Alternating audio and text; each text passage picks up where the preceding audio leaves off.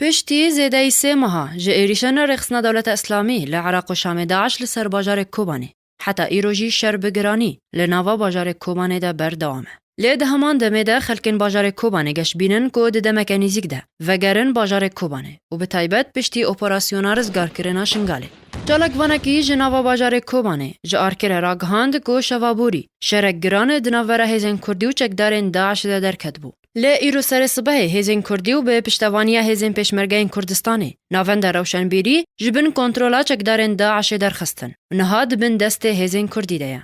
همان چالکوانی دیار کر کوچکدارن داعش جه چیای مشتنوره با آوای که نرک خستنی روز آوای باجار کوبانه تو بارندکه. گود انجام ده گلک مالین لوه دوره هاتن رو خاندن. لید همان دمه ده هزین پشمرگه بروکتن کاتیوشا لهمان چکداران وگراندن.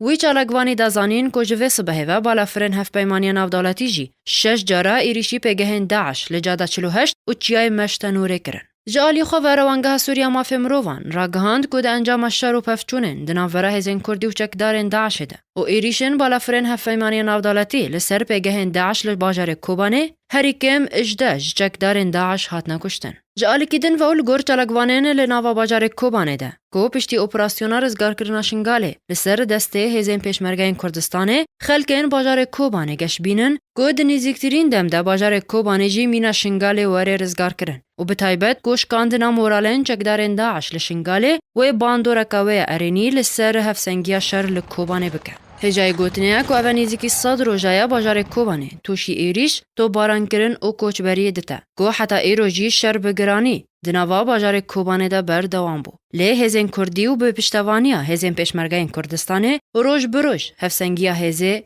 دگهرن و روزانه پیش وچون نه به دست خینن. جبو برنامه آرک حلب چه سعدون.